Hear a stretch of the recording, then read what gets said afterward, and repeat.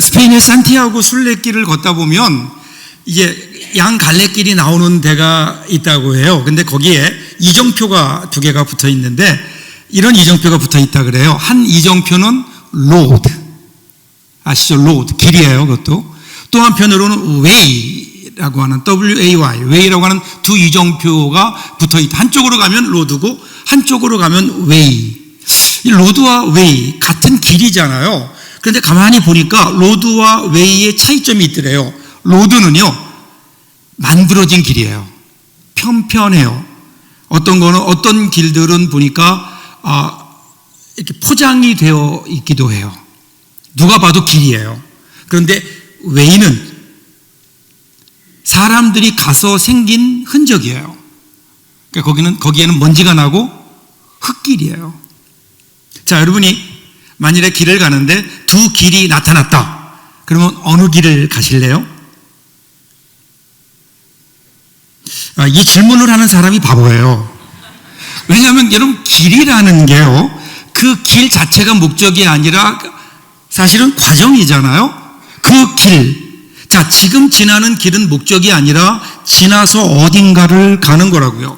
그러니까 내가 지금 어디로 갈 것인가라고 결정하려면 그 전에 뭐가 있어야 돼요? 내가 지금 어디를 가는가에 대한 목적이 분명해야 되죠. 어디가 좋은 길일까요? 어디가 가야만 되는 길일까요? 그러면 우리는 그 길을 보지 말고 길의 끝에 무엇이 있는가를 봐야 돼요. 그냥 당장 눈앞에 길이 편해 보이니까, 당장 눈앞에 길이 잘 정돈되어 있는 것 같으니까, 내가 가기에 편하니까 편해서 그 길을 간다고 하면, 그럼 여러분, 우리는 길을 잘못 들 수 있지 않을까요? 비록 그 길이 험해 보이고, 그리고 그 길이 어두워 보이고 울퉁불퉁해 보인다 하더라도 그 길을 가야 내가 원하는 목적지에 갈 수 있다면 우리는 그 길을 향해서 발걸음을 내딛어야 우리의 길이 바른 길이 되는 것 아닐까요? 명절에 고향을 가는 길을 보면 길이 막히잖아요. 엄청나게 고속도로가 막히잖아요. 왜 이렇게 길이 막힐까? 그런데 여러분, 눈을 잠깐 돌려서 옆에 있는 서울로 올라오는 길을 보면 어때요? 텅텅 비어 있어요.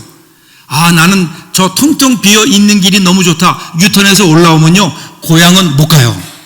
고향을 가려면 힘들지만, 시간이 오래 걸리지만 인내하고 가야 되는 거죠. 여러분은 지금 어느 길을 가고 계십니까? 인생은 길을 가는 거죠. 여러분이 가는 길, 여러분이 가는 그 길의 끝에는 과연 뭐가 있을까요? 여러분이 원하는, 여러분이 가고자 하는 그 목적지가 여러분이 걸어가고 있는 그 인생의 그 길의 끝인가? 오늘 우리가 읽었던 말씀은 첫 번째 예수님이 부활하셨던 부활의 현장이에요. 그 현장에 보면요, 2 종류의 사람이 등장해요. 각자 다른 길을 걸어가고 있는 사람들. 같은 장소에 있었지만 예수의 부활의 현장을 같이 목격했지만, 그런데 그들은 그 이후에 걸어가는 길이 전혀 달랐던 2 종류의 사람들. 오늘 여러분, 그 사람들을 보면서 오늘 우리는 어느 길을 가야 할지, 우리는 부활의 길을 힘있게 걸어가는 저와 여러분들 될 수 있기를 주님의 이름으로 축복합니다. 자, 오늘 말 1절 보세요. 안식일이 다 지나고 안식 후 첫날이 되려는 새벽에 막달라 마리아와 다른 마리아가 무덤을 보려고 갔더니, 예수님이 금요일에 십자가에 죽으셨어요. 그리고 이제는 무덤에 장사되셨어요. 장사된 다음에 그 다음 날은 안식일이기 때문에 사람들이 무덤에 가지 못했고, 이제는 안식일이 지나고 첫 번째, 즉 주일 새벽 아침, 주일 새벽, 아직 동이 트기도 전에 여인 2, 마리아와 또 다른 마리아, 이 마리아들이 예수님의 무덤 앞에 나타납니다. 첫 번째 나타나는 사람이에요. 자, 2절 3절 보세요. 큰 지진이 나며 주의 천사가 하늘로부터 내려와 돌을 굴려내고 그 위에 앉았는데 그 형상이 번개 같고 그 옷은 눈같이 희거늘. 자, 이 여인들이 예수님의 무덤 앞에 가까이 오니까 큰 지진이 일어나요. 그리고 주의 천사가 하늘로부터 내려와서 돌을 굴려낸 후에 그 위에 앉아있다. 여러분, 이 장면을 한번 생각해 보세요. 어떤 감정이 우리에게 생길까요? 두려움이죠. 여러분 지진 나는 현장에 있어 보셨나요? 꼭 이렇게 물어보면 저는 있는 것 같은데 저도 없어요. 근데 제가 지진이 났던 사람들의 공통적인 얘기를 들어보면 그럼 뭐예요? 두려워요. 땅이 흔들려요. 내가 딛고 있는 이 기반이 흔들리는 거예요. 거기에 하늘로부터 천사가 내려와서 무덤을 막아놨던 돌을 굴려놓고 그 위에 천사가 앉아있다. 여러분, 왜 지금 예수님 그 천사는 내려와서 예수님이 묻히셨던 무덤에 막고 있는 돌을 입구를 굴려놓았을까요? 쉽게 얘기하면 무덤을 열어놓은 거예요. 그 이유가 뭘까요? 그래야 예수님이 부활하시기 때문일까요? 아니잖아요. 예수님은 이미 부활하셨어요. 그럼 무엇을 보여주려고 하는 걸까요? 예수님이 거기에 계시지 않는다는 걸 보여주는 거예요. 지금 예수님의 첫 부활의 현장에 찾아왔던 이 마리아들, 이 여인들은 무엇을 보았죠? 빈 무덤인 거예요. 지금 그들은 왜 거기에 올라왔을까요? 지금 무덤에 장사되어 있는 예수님의 시신을 찾아서 그 예수님의 시신에 무언가 절이라도 해보려고, 거기에 향품이라도 바르려고 지금 죽어있는 예수님을 찾아서 올라온 거예요. 근데 그 예수님은 부활하셨다고요. 천사들이 내려와서 사람들에게 보여주는 거예요. 지금 너희가 찾는 예수 여기에 있지 않다는 거예요. 여러분, 언제나 부활이라고 하는 것은 어떻게 부활하셨는가, 부활의 과정은 성경은 한 번도 설명하지 않아요. 그냥 예수님이 부활하셨다, 그 예수님이 부활하신 빈 자리로부터 성경이 시작하잖아요. 언제나 그래요. 여러분, 성경의 첫 장 첫 절 뭐죠? 창세기 1장 1절 뭐죠? 태초에 하나님이 천지를 창조하십니다. 이게 다예요. 그냥 이 땅이 어떻게 생겼는가 설명하지 않아요. 성경은 선언해요. 하나님께서 온 우주를 창조하셨다. 그리고 그 위에서부터 그 다음이 시작되는 거예요. 언제나 우리 믿음이라는 것은 그러기에 내가 뭘 이루는 나의 가설로부터 시작하지 않아요. 나의 생각으로부터 시작하는 건 믿음이 아니에요. 하나님께서 이루신 일, 그것을 믿고 그 위에서 우리의 믿음이 시작되는 거예요. 자, 그리고 천사들이 그 돌에 앉았는데 번개처럼 번쩍이고 눈같이 휘었다. 그러니까 얼마나 무섭겠어요. 4절 보세요. 지키던 자들이 그를 무서워 떨며 죽은 사람과 같이 되었더라. 자, 또 다른 사람이 등장해요. 예수님을 찾아서 나온 여인 한 부류, 또 한 부류는 누구예요? 예수님의 무덤을 지키던, 왜 지켰을까요? 제사장들이 혹시라도 누가 와서 예수님의 시신을 훔쳐갈까봐, 혹시라도 제자들이 와서 그렇게 할까봐 지키고 있는 거예요. 그 사람들이 어떻게 되었다고요? 죽은 사람처럼 되었다. 여러분, 이게 얼마나 이 코미디 같은 장면입니까? 예수님은 죽으셨어요. 십자가에 분명히 죽으셨어요. 그런데 부활하셨어요. 거기 그 자리에 계시지 않아요. 그런데 예수를 죽였던 그들은 두려움으로 죽은 사람처럼 되었다. 죽은 사람은 살아나고 살아있던 사람은 죽은 사람처럼 되어버리는 현장이 바로 예수님 부활의 현장이에요. 이게 여러분 역설적인 모습 아닐까요? 사람들은요, 그냥 내가 이렇게 사니까 사는 줄 알아요. 근데 여러분, 정말 산다는 것이 무엇일까요? 정말 산다는 것, 생명이라는 것이 과연 무엇일까요? 사는 것처럼 사는 게 과연 뭘까요?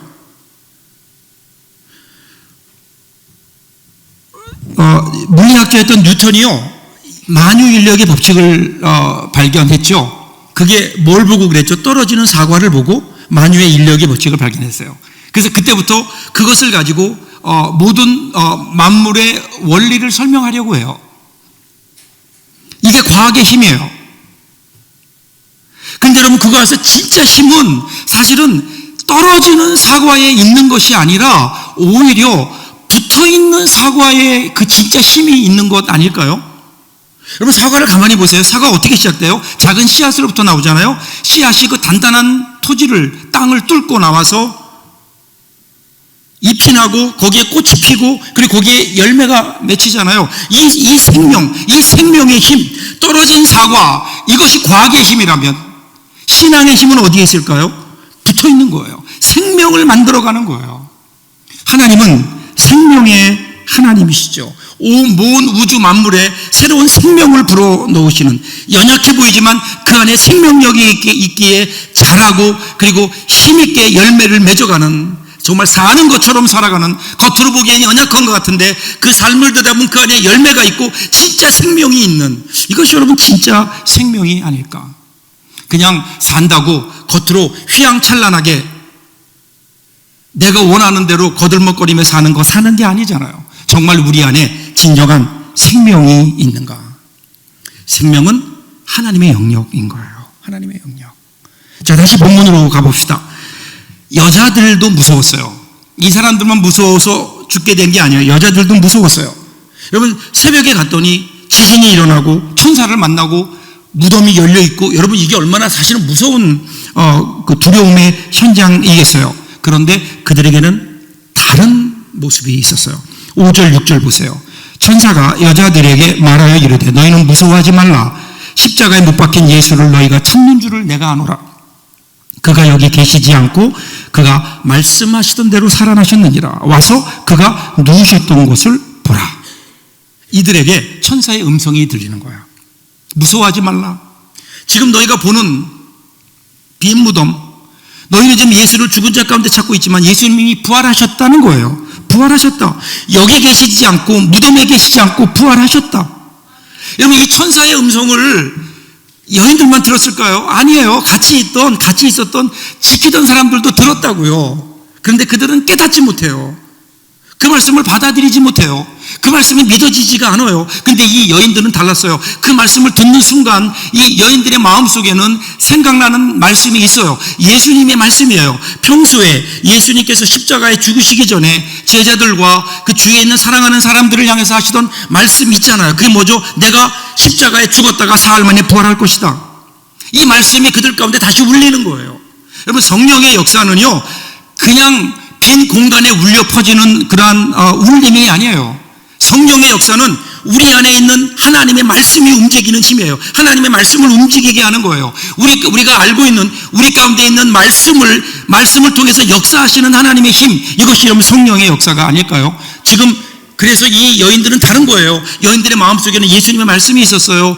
천사들의 이야기를 듣는 순간 그들의 마음속에 그동안 잊고 있었던 예수님 말씀이 생각나요. 그것이 그들의 존재를 울려가는 거예요. 기억하는 그 순간 그들이 달라지는 거예요.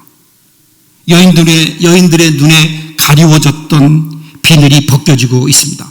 서서히 그들의 마음속에 죽음의 공포로 두려움에 떨고 있던 그들의 마음속에 이제 부활의 빛이 들어오는 거예요. 부활의 영광이 들어오는 거예요. 돌문만 열려진 게 아니라 여인들의 마음을 사로잡고 있던 슬픔과 절망의 문도 열린 거예요. 그리고 거기에 이제부터 부활하신 그 부활의 영광이 그들 가운데 들어와요. 그래서 8절을 보세요.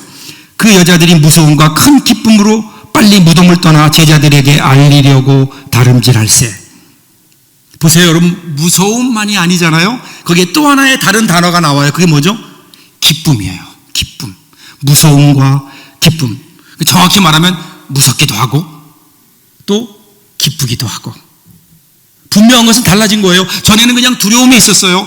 다른 지키던 사람들은 무서움에 죽은 자처럼 그들은 절망 가운데 무너지고 말았어요. 그런데 이 여인들, 예수님을 사랑했던 이 여인들, 예수님의 말씀이 마음속에 있었던 이 여인들은 말씀을 듣는 순간 두려움도 있었지만 또 한편에서는 예수님이 부활하셨다고 하는 기쁨이 그들에게 생기기 시작한 거라고요. 분명히 눈앞에 펼쳐지는 상황은 두렵지만, 그런데 말씀을 통해 주시는 또 하나의 우리 깨달음은 부활인 거예요. 부활하신 주님, 그것이 그들에게 기쁨이 되는 겁니다.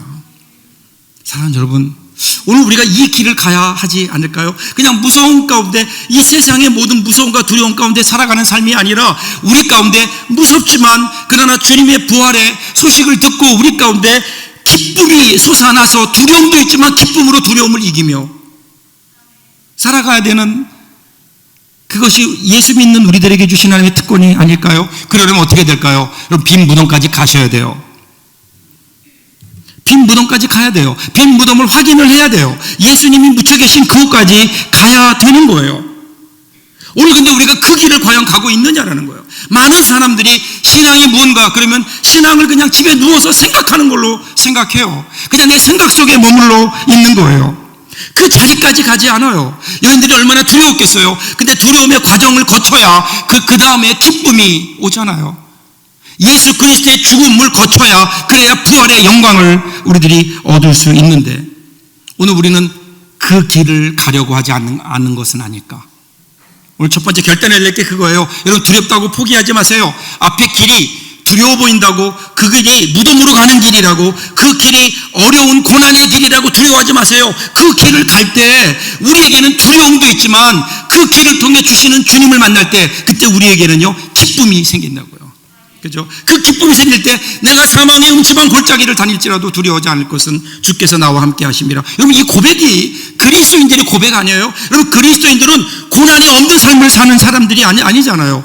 고난 속에서 평화를 누리고 기쁨을 누리는 사람. 자, 이 여인들 보세요. 이 여인들이 이제 기쁨이 생겼어요. 그래서 예수님 말씀을 따라 그들이 뛰어가기 시작해요. 자, 그런데 도중에 어떤 일이 생기나요? 9절 보세요. 예수께서 그들을 만나 이르시되 평안하냐 하시거늘 여자들이 나아가 그 발을 붙잡고 경배하니 이렇게 나와요. 드디어 예수님을 만나요. 부활하신 주님을 만나요. 귀로만 들었던 부활하셨다는 소식을 귀로만 들었는데 이제 부활하신 주님을 만나는 거예요. 만났어요. 예수님 평안을 전하세요. 그 여인들이 뭐라 그래요? 그 여인들이 예수의 발을 붙잡고 경배했다. 이 번역은 조금 오해의 소지가 있어요. 예수님의 발을 붙들고 절했다라고 하니까 그 경배했다고 하니까 예배드렸다 뭐 그렇게 볼 수 있는데 그렇지 않고요. 새 번역을 보면 이렇게 번역했어요. 여자들은 다가가서 그의 발을 붙잡고 그에게 절했다. 여기 붙잡는다라는 말, 이 말이 여기만 나오는 것이 아니라 바로 조금 뒤로 가면 겟세마네 동산의 사건에서도 이 붙잡았다는 똑같은 단어가 나와요. 마태복음 26장 50절을 보면요. 예수께서 이르시되 친구여 내가 무엇을 하려고 왔는지 행하라 하신대 이에 그들이 나와 예수께 손을 대어 잡는지라. 여기 보면 예수님을 잡았다 그러잖아요. 체포한 거예요. 예수님을 잡았다고 할 때 그 단어가 같은 단어예요. 그러니까 예수님을 체포했던 십자가에 못 박으려고 예수님을 붙잡았던 그 단어가 지금 이 여인들이 예수님을 발을 붙잡았다고 할 때 같은 단어가 쓰이고 있는 거예요. 그러니까 우리말로 얘기하면 바짓가랑이에 자꾸 늘어진 거예요. 왜 그랬을까요? 이런 마음 아니었을까요? 주님 살아 계셨어요? 근데 왜 이제 나타나십니까? 살아 계셨어요? 이제는 다른 데 가지 마세요. 이제는 십자가에 죽지도 마세요. 우리를 떠나가지 마세요. 주님 떠나가니까 너무 무서워요. 그래서 예수님을 꽉 붙잡는 거예요. 어디 가지 마세요. 내가 예수님을 꼼짝 못하도록 붙잡는 거예요. 이때 예수님 뭐라고 말씀하세요? 10절 보시면 가서 내 형제들에게 갈릴리로 가라 하니 거기서 나를 보리라 하시니라. 부활하신 주님을 만났어요. 예수님께서 뭐라고 말씀하세요? 갈릴리로 가라. 여기 나를 붙잡을 일이 아니다. 갈릴리로 가라. 갈릴리가 어딘가요? 예수님과 예수님 제자들이 처음 만났던 곳이에요. 거기에서 예수님이 사역을 시작하셨어요. 그들의 첫사랑이에요. 그들의 출발이에요. 예수 공동체의 출발이 바로 갈릴리인 거예요. 거기로 가라는 거예요. 왜 그럴까요? 다시 시작하자. 다시 시작하자. 그동안 우리가 잘못 걸어왔던 우리의 길을 돌아가서 다시 시작하자는 거예요. 그래서 갈릴리로 가라. 오늘 우리가 걷는 길이 어디일까요? 갈릴리를 향해 걷고 있을까요? 빈 무덤을 향했던 우리의 길이 돌이켜져서 이제는 갈릴리로 가는 그 길이 힘들고 어렵지만 여러분 왜 그 길을 가야 될까요? 거기에 우리 주님이 계신다니까요. 주님 말씀하세요. 내가 거기서 너희를 보겠다.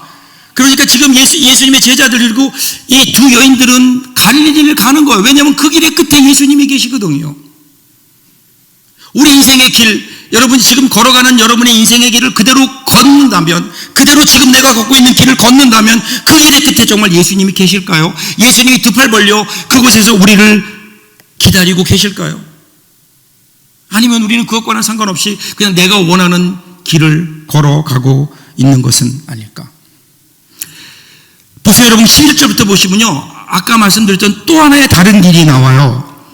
여자들이 갈 때 경비병 중 몇이 성에 들어가 모든 된 일을 대제사장들에게 알리니, 여기 보세요.